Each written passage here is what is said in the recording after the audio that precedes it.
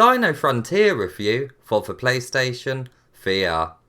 Hey, I have a review to do. Put me down. Put me down. Let's begin.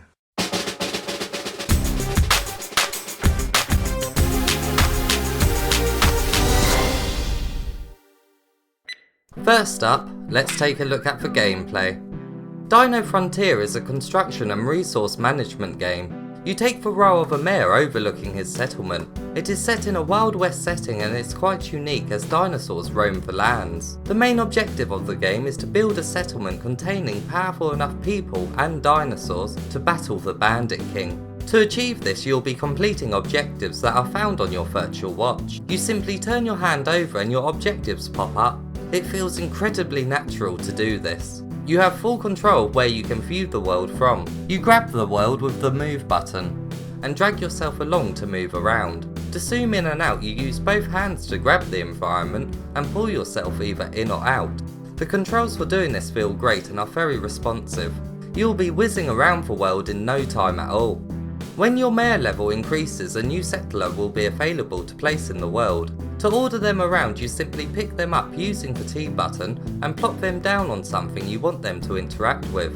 It's very simple to do. Your settlers can also level up. They will constantly be earning experience by doing the tasks you have set for them. You need to always be keeping an eye on them because if you want them to advance to the next level, you have to pick them up and hold them in the palm of your hand. You'll know when it's time to do this as an arrow appears above them. Whilst holding them, you'll also see their attributes, which increase whilst doing certain activities. It also displays their needs such as food and sleep, that can be restored by placing them on the relevant building. Buildings unlock in a certain order, and building them are part of your main objectives. You need wood and stone to construct a building. You get wood by chopping down trees and stone by playing a tower defense minigame, which we'll talk about later. If you run out of trees to get wood from, you use the watering can to make them grow again. This tool feels great and very fluid to use. You can view how much stuff you have gathered by looking at your watch. When you have enough resources for a building, you simply pick it up from the construction menu and place it somewhere inside the accepted area at the bottom of the map. You then need to grab the hammer that appears and bash away until the bar is full. This also feels great performing this action, and I hope construction games in the future have something similar to this. As you would expect from this type of game, the buildings can be upgraded, which give benefits like a grabbable healing area of effect item that can be dropped on top of settlers to heal their wounds. As well as upgraded buildings giving you an advantage, you can tame dinosaurs that will work alongside your settlers. First, you need to attract a dinosaur. You do this by placing a lure near the top of the map. When one appears, you place settlers or already caught dinosaurs to battle them.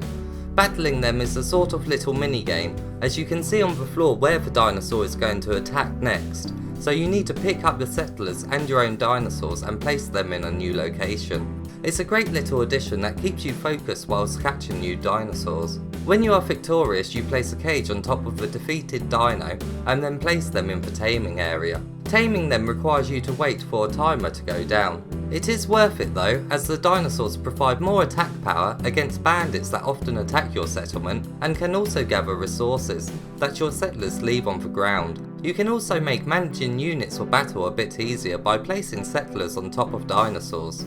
This is also another motion that works flawlessly. At the beginning of the game, you'll need to gather the resources yourself.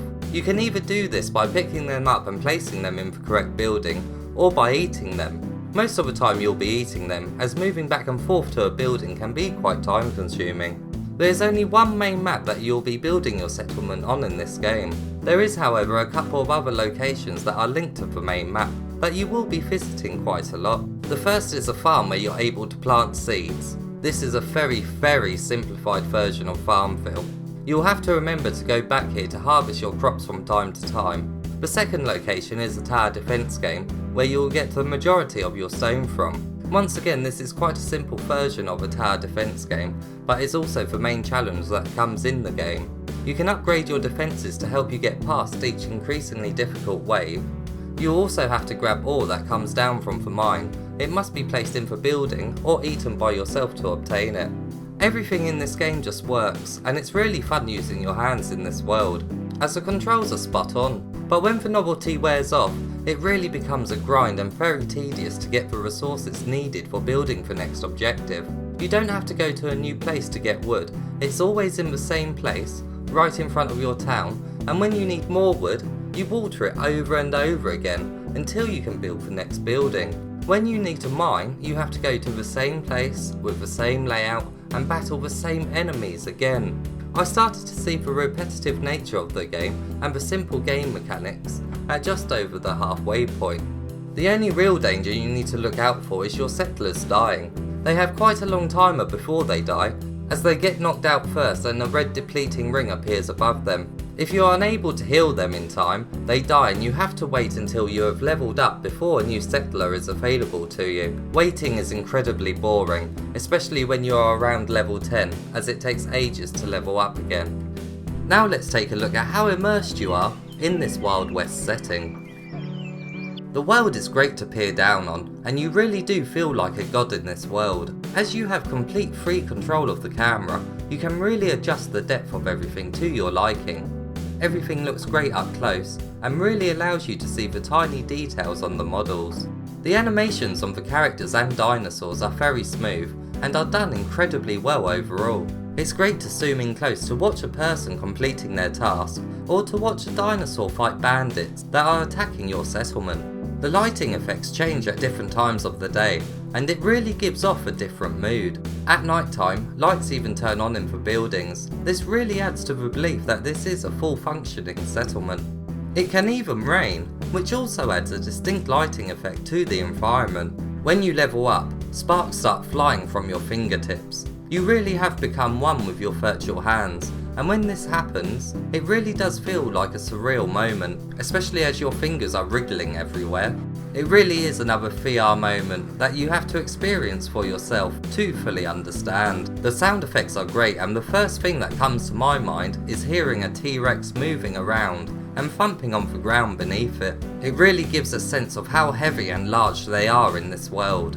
There are some voiceovers in this game, and they sound perfect. They really do sound like someone from a Western movie. There used to be a settler in town named Freddy. He would say the silliest things. The music is exactly what you would expect from a Western game. To put it simply, it just fits the setting.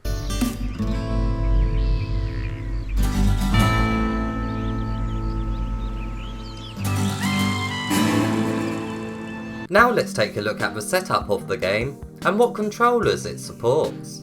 This game is best played in a seated position. I sat just under 2 meters away from the camera.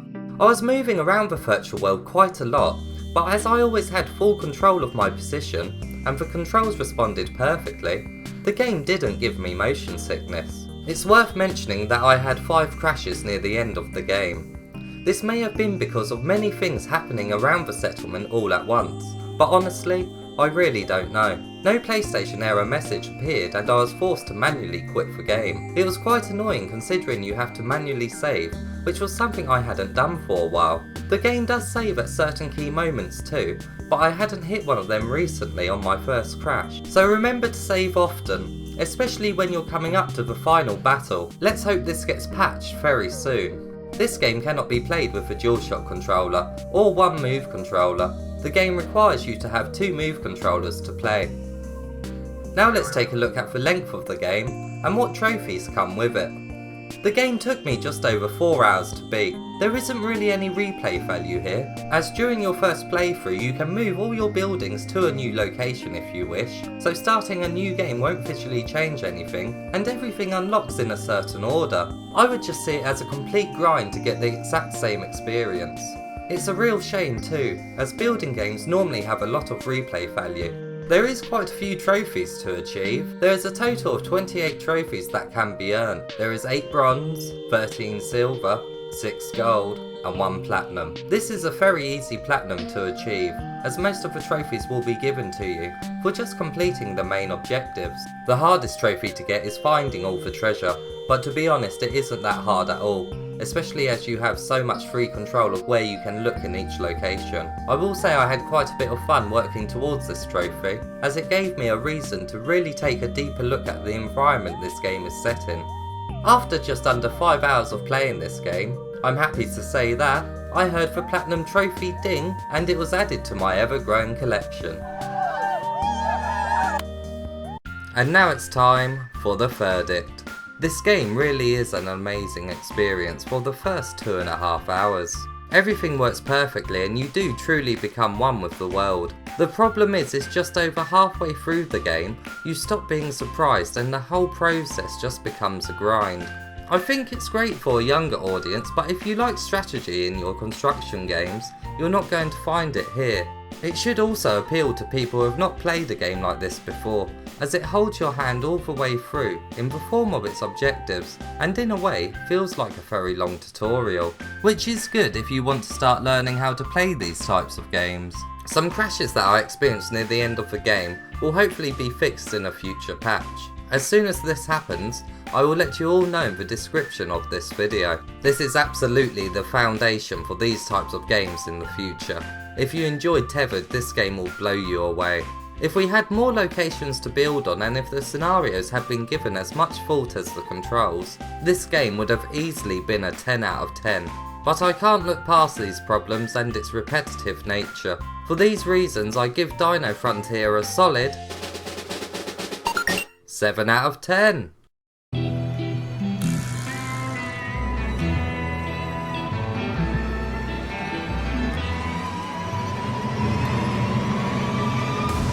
Ah! Beat! Run!